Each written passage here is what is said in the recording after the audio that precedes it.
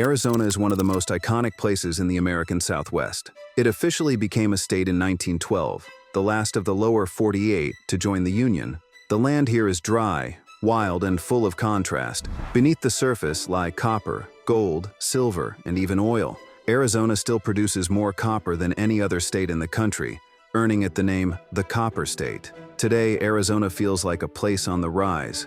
Phoenix is one of the fastest-growing cities in America. New homes and resorts are spreading across the desert. Despite the arid climate, the state is dotted with green oases. Arizona has nearly 370 golf courses, many kept lush and green all year long. Major companies like Intel, Taiwan Semiconductor, and Amazon are expanding here. Retirees are arriving from colder states, drawn by the sunshine and warm winters. But behind this bright picture, a much darker reality is unfolding. A silent battle is being fought over Arizona's most precious resource, water. Foreign companies are pumping groundwater to grow crops for export. Saudi-owned farms raise alfalfa in the desert and ship it overseas to feed cattle. Meanwhile, California continues to draw from the Colorado River, leaving Arizona with less and less. Yet lawns are still being watered, golf courses stay green, and officials remain silent. Could Arizona really run out of water? Could this booming desert state become unlivable?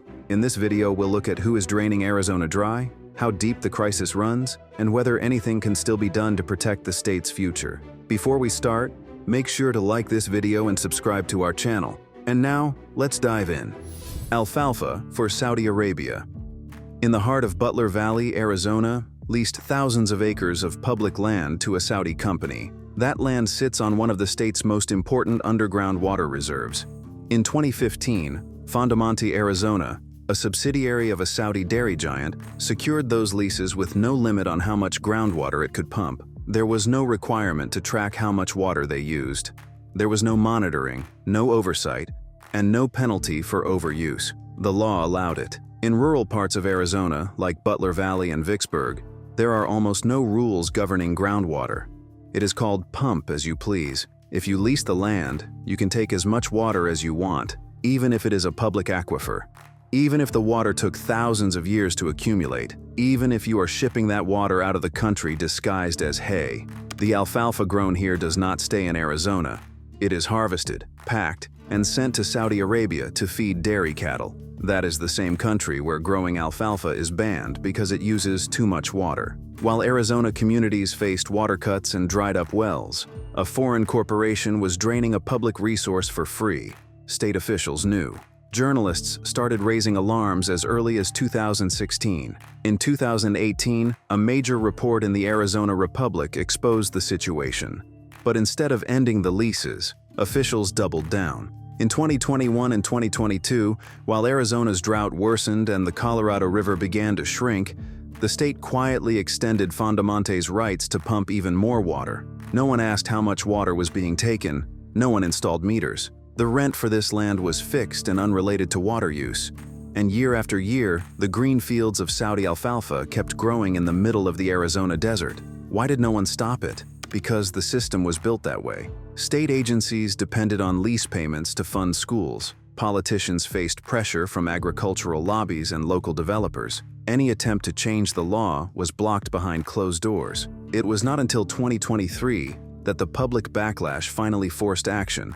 Under mounting pressure, Arizona's governor canceled one of the leases and promised the rest would not be renewed. The Attorney General filed a lawsuit, calling the groundwater pumping excessive and harmful. But by then, the damage was already done. Fondamonte had pumped tens of thousands of acre-feet of groundwater. Local wells had gone dry. Churches and farms in the region had lost water for years. And no one knows how long it will take for the aquifer to recover, if it ever does. This is not just a story about a foreign company. It is a story about what happens when those in charge choose profit over protection. When rules are written for the powerful, and water becomes just another asset to sell. How long have you lived in Arizona? Have you noticed water problems in your area? Let us know in the comments. Our team needs your help. Subscribe to our channel to help more people learn the truth about current events. And now, we move on. Foreign footprints. The situation with the Saudi alfalfa farms in Butler Valley is shocking, but it is only the tip of the iceberg. Across the United States, Foreign corporations are quietly buying up farmland, not to feed Americans, but to serve their own needs. In many cases, they come from countries where water is scarce and agriculture is restricted, so instead of growing crops at home, they use American soil and American water to solve their own problems. By 2023, foreign entities owned nearly 46 million acres of U.S. farmland. That is more than the entire state of Illinois. Canada leads the list with over 15 million acres. The Netherlands, Germany, China, and the United Kingdom also hold massive amounts of American land. Much of it is concentrated in rural areas where land is cheap and regulations are weak. These companies are not just investing in land, they are investing in water. In states like Arizona, groundwater laws remain outdated. If you own or lease the land, you can pump as much as you want. There is almost no tracking, no limits, and no public reporting. That loophole makes Arizona a magnet for international agribusiness. The logic is simple. Countries like Saudi Arabia and China restrict water use at home, so they come to the United States, where the water is virtually free. They grow crops like alfalfa, cotton, and wheat. Then they ship them back overseas. It is legal. But is it right? In Arizona, foreign entities now own or control nearly 300,000 acres of farmland. Chinese companies own land in Maricopa and Pinal counties. Canadian pension funds hold large blocks near Yuma. UAE-based firms have expanded operations in the desert, growing water-heavy forage crops year-round. And just like Fondomonte, many of them operate on land with access to deep wells. These deals are often celebrated at the federal level. They bring in tax revenue and investment dollars. But what do local communities get in return? In many cases, nothing. The jobs are few. The profits leave the state, and the water disappears underground, never to return. In some counties, well levels have dropped so fast that families now rely on trucked-in water. Farmers drill deeper every year, chasing a shrinking aquifer. And while crops are loaded onto freight trains bound for ports, rural Arizona is left with dry soil and empty promises. This isn't about race or politics. It's about survival. When global corporations take control of local land and water, the people who live there lose their future. Have you seen signs of foreign-owned farms in your area? Do you believe Arizona should limit who can buy land and pump water? Tell us what you think in the comments below. Now, please take a moment to hit that like button. It's a small action, but it helps YouTube's algorithm promote our videos to a wider audience. Golf courses versus water. Arizona is in the grip of a water crisis. The Colorado River runs low, aquifers are dropping, and communities are bracing for cuts. In this tense climate, one sector seems remarkably untouched: golf. Golf has been part of Arizona culture for a century. The first course opened in Flagstaff in 1925. The 1960s boom followed the opening of Desert Forest in Carefree. By the 1970s, Phoenix and Scottsdale became national golf destinations. From luxury resorts to gated communities, green fairways sprang up amid the desert scrub. Today, the state has more than 370 golf courses. Greater Phoenix alone hosts over 200. This industry brings in more than $6 billion annually and supports over 60,000 jobs. The tax revenue is substantial, giving the sport strong political clout. Courses claim they account for just 2% of Arizona's water use. But deeper examination shows another reality.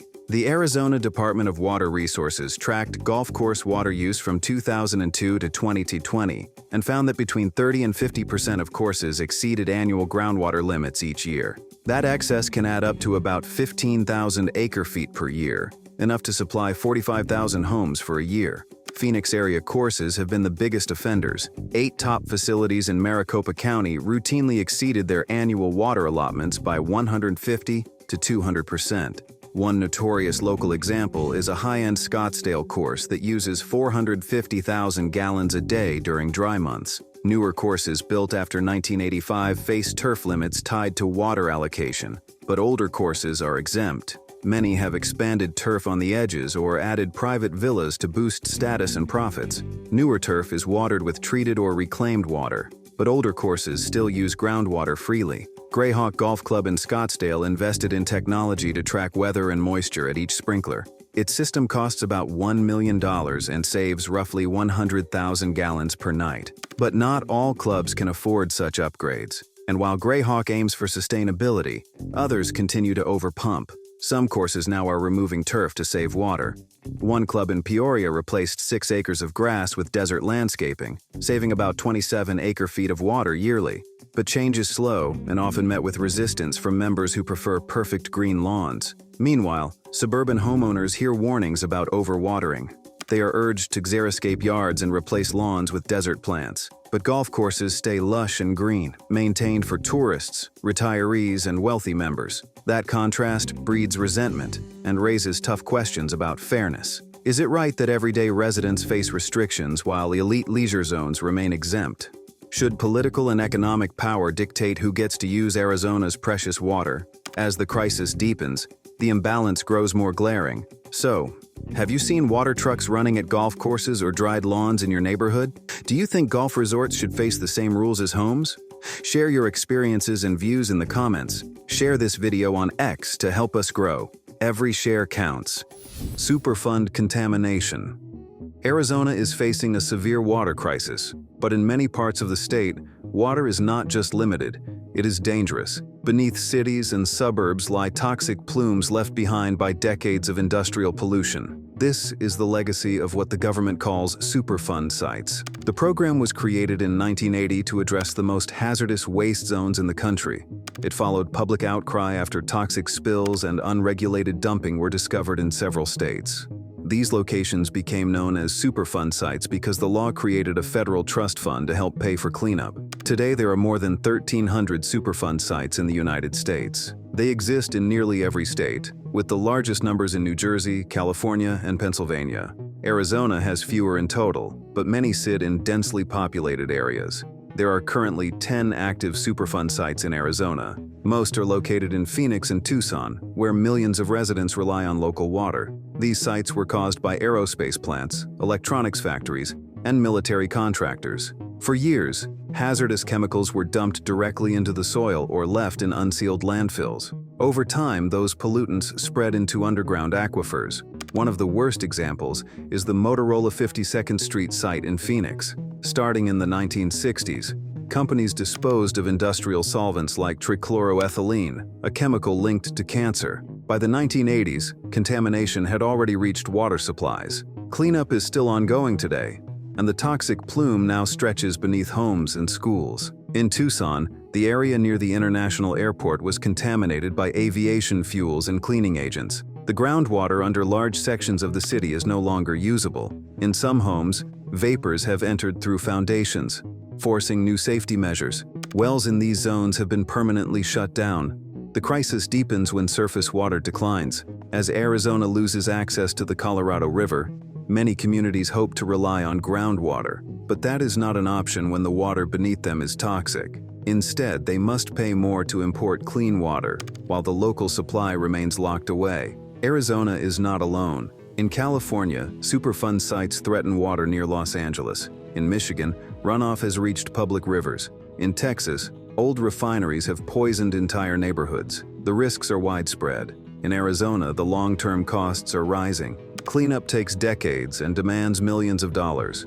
Many residents near these zones are never fully informed. Maps are hard to read, and few know if their property is close to contamination. This is the hidden side of the water crisis.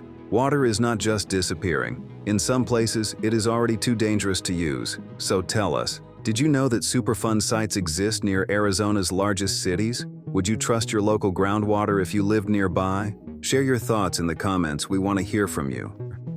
Colorado collapse. The Colorado is the lifeline of the American Southwest.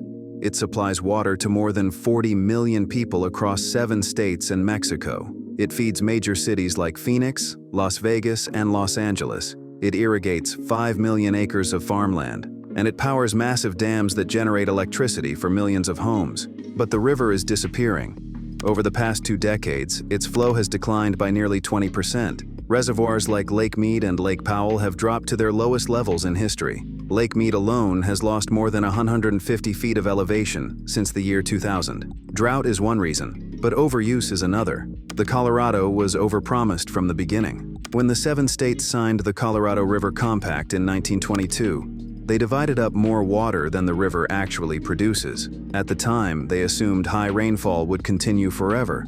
But in recent decades, flows have steadily declined while demand has surged. Arizona was one of the last states to gain full rights to the river, so it was also the first to face cuts. In 2022, Arizona lost more than 500,000 acre-feet of its annual supply. In 2023, even deeper cuts followed. Farmers in Pinal County saw water deliveries drop to zero. Some abandoned fields entirely. Others turned to groundwater, putting more pressure on already strained aquifers. Urban areas are feeling the squeeze too.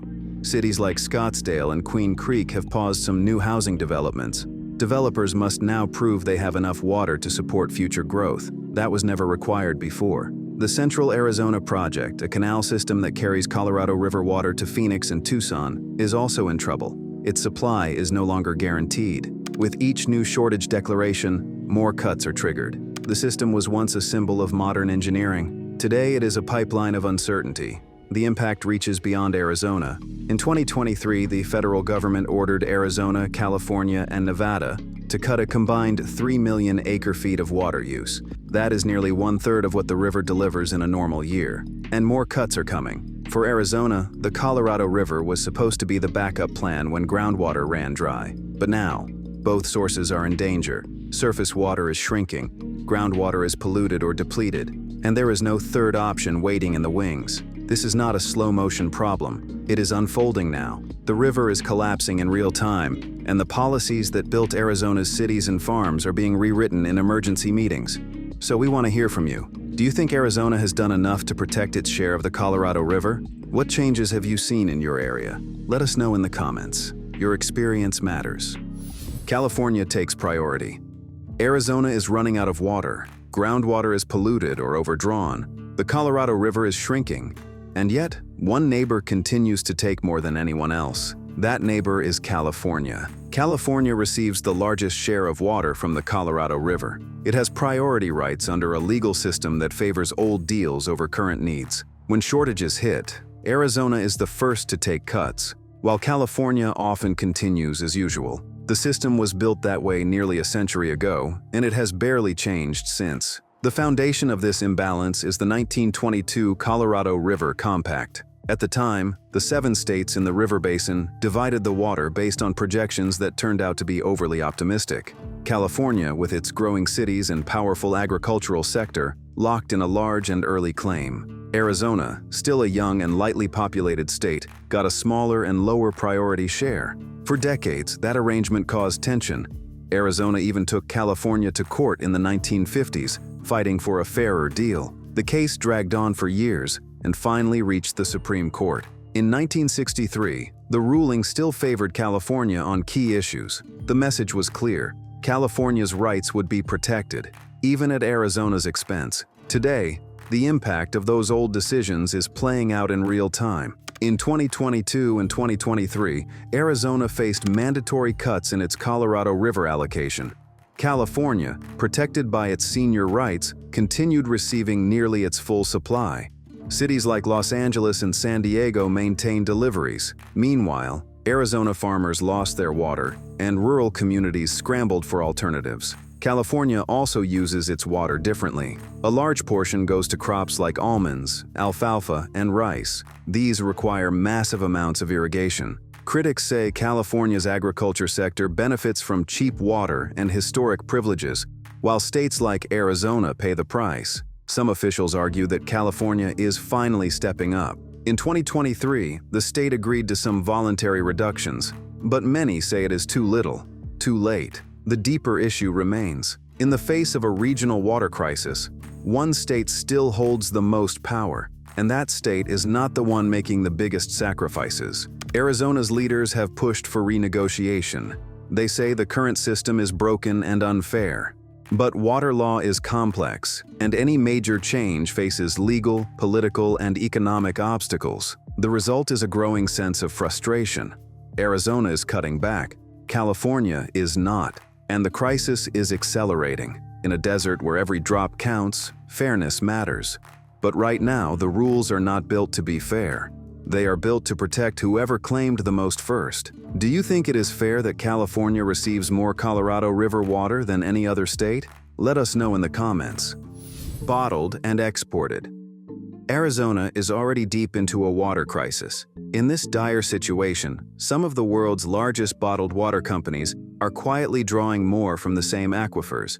Nestlé, which sold its North American bottled water arm to Blue Triton in 2021, bottles brands like Pure Life, Arrowhead, Deer Park, Poland Spring, and Ozarka. In Arizona, Nestlé once proposed a facility near Phoenix, triggering a surge of public opposition. Critics argued that during persistent drought, allowing groundwater extraction for bottled water was irresponsible and unsustainable. Tens of thousands signed petitions, and the plan remains under review. Arrowhead, sourced from springs in California's San Bernardino Mountains, became a national flashpoint. The company had been operating there without proper permits for decades. In 2023, California regulators ordered Blue Triton to stop drawing from most of its springs until valid water rights were secured. The wells were draining the creek and damaging local ecosystems. A court later sided with environmental regulators, underscoring official concern. Fiji Water, although not a U.S. bottler, highlights a global pattern. Fiji Water exports artisanal water from its eponymous island, yet studies have found elevated arsenic levels in its bottles. Meanwhile, 12% of local citizens lack reliable access to clean water. In 2025, Fiji faced a lawsuit for false marketing and microplastics contamination. These are not exotic cases. They show how bottling can undermine local resources and public trust. Water asset management. Blue Triton, Vidler, and other firms treat water like any financial asset. They pump, bottle, brand, and ship it worldwide. The bottled water industry is valued at over $300 billion globally. In the U.S. alone, Blue Triton controls more than a third of the market. These companies often extract groundwater at low cost, pay minimal fees or royalties, and package it in plastic that ends up in landfills. Local communities see little benefit. Instead, they face declining wells, reduced river flow, and rising water prices. This is water privatization in action. It is not about emergencies or local needs. It is business as usual. Water that once served communities and ecosystems now fills bottles labeled with names like Arrowhead and Fiji. Do you think it is fair that powerful corporations can extract Arizona's water for profit while everyday people face restrictions and shrinking supplies? Share your thoughts in the comments. Phoenix at risk. Phoenix was not supposed to exist. In the middle of the Sonoran Desert, where summer temperatures can reach 115 degrees, it took vision and bold engineering to make the city real. Settlers first arrived in the 1860s, using ancient Hohokam canal paths to irrigate crops. In the 1900s, federal dam projects brought more water and electricity. Phoenix was reborn as a modern city, rising from the desert with the promise that nature could be conquered. For much of the 20th century, it worked. Phoenix grew fast and cheap.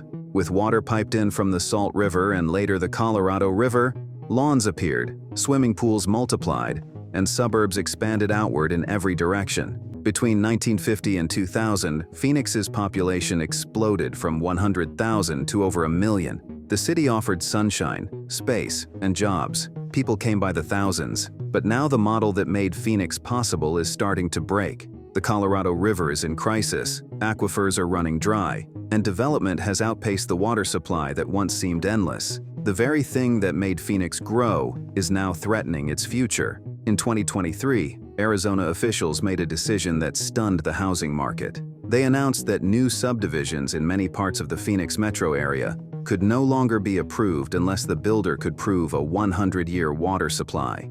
For decades, growth had been automatic.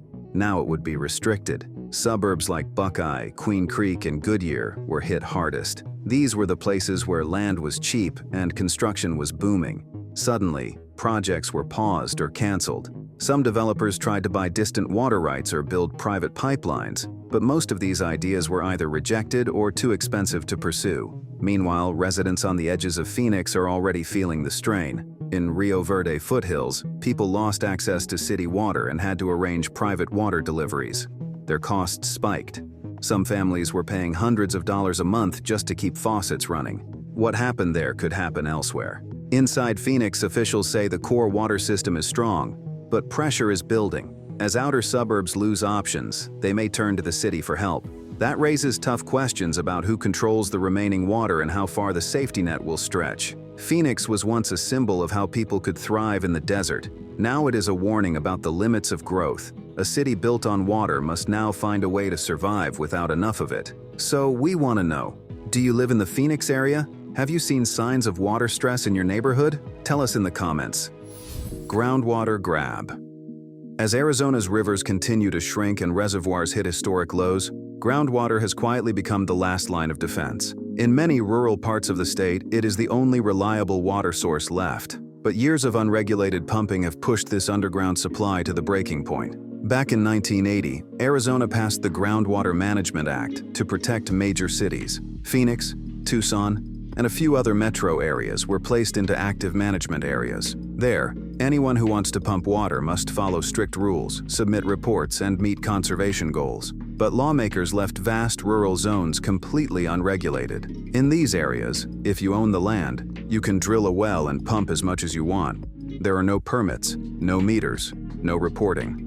This loophole created a flood of large-scale agriculture. In Cochise County, Riverview LLP, a giant dairy operator from Minnesota, drilled more than 100 wells. Some go deeper than 2,000 feet. In just over a decade, water levels in parts of the county dropped by more than 100 feet. Hundreds of small private wells went dry. Families who had relied on water for generations were suddenly left with nothing. Many of those families had been living off hand-dug wells for decades. These wells had always worked, supporting daily life and small-scale farming. But the industrial wells nearby now pull water at a much faster rate, draining the aquifers below and leaving little behind. Replacing a failed well can cost $30,000 or more. For retirees or families on fixed incomes, that is simply not an option. The same pattern is unfolding across Arizona. In Mojave County, massive nut farms have pulled so much groundwater from the Red Lake Basin that the land is actually collapsing. Roads are warping, buildings are cracking, but under Arizona law, whoever gets to the water first gets to take it, no matter what it does to others. By 2024, Arizona had more than 275,000 registered wells. Most of them are unmonitored. As drought continues and surface water vanishes, these wells are being pushed harder than ever. But the state still has no system in place to track how much water is being pumped or by whom. Lawmakers have proposed changes. In 2022, a bill would have let counties vote on whether to regulate their own groundwater. Farm lobbies killed it. In 2023, Cochise County pleaded for help from the state. The request was denied. What was once a shared natural resource is now treated as a race. The deeper a company drills, the more it can extract, and the faster it pumps, the sooner others are left dry. Meanwhile, rural Arizonans are paying thousands to truck in water while their neighbors profit. Should Arizona finally step in and protect its last remaining water supply? Or will big farms and developers keep draining the state dry while ordinary people suffer? Let us know what you think in the comments. Failed water megaprojects. Arizona has never stopped searching for big solutions to its water problems. Since the 1980s, the state has explored megaprojects to import, store, and reuse water. Some looked promising on paper, others sounded closer to science fiction. The biggest and most expensive project was the Central Arizona Project, or CAPI. Completed in 1993 after nearly 3 decades of planning and construction, this system moves Colorado River water uphill across the desert. It uses 14 pumping plants, a 15-foot deep canal, and over $3 billion in federal funding. CAP stretches 336 miles and supplies water to Phoenix, Tucson, and farmland across the state. For a while, it worked, but now, the Colorado is drying up. As Lake Mead shrinks, Arizona's share is being cut back. The canal still runs, but the water in it is no longer guaranteed. As supplies shrank, lawmakers and engineers pitched even more ambitious ideas. One plan proposed building a 1,000-mile pipeline to bring water from the Mississippi River. It would pump water across 5 states and over the Rocky Mountains. Another version suggested tapping the Missouri River. Supporters claimed it would save Arizona from future droughts, but critics warned it would cost tens of billions of dollars, require years of legal battles, and create new environmental risks. These proposals gained attention during extreme drought years, but none came close to approval. Still, they keep resurfacing every time the reservoirs hit new lows. Arizona also tried banking water underground. Since the 1990s, the state stored excess Colorado River water in aquifers for future use. This was called groundwater recharge, but much of that water has now been withdrawn, and even newer projects have struggled. In places like Buckeye and parts of Pima County, injected water has disappeared into fractured rock or seeped beyond the reach of recovery wells. Some of it moved into neighboring basins, triggering lawsuits over ownership. Millions of gallons have been lost or trapped underground. The state has also funded smaller water recycling projects to reduce dependence on external sources. In Tucson, a major facility was built to treat and reuse wastewater for landscaping and irrigation. Scottsdale began delivering advanced treated water for golf courses and industrial use. But despite early success, most cities still use very little recycled water. Costs are high, infrastructure is limited, and public support remains lukewarm. Expanding these programs would require major investments and changes in state policy. As a result, the progress has been slow, and the impact on overall supply remains small. What do you think? Should Arizona focus on practical water-saving programs or keep chasing massive pipeline dreams? Tell us in the comments. Thank you for exploring the hidden corners of Arizona with us. Click on the video you see on the screen to check out other hidden discoveries on our channel.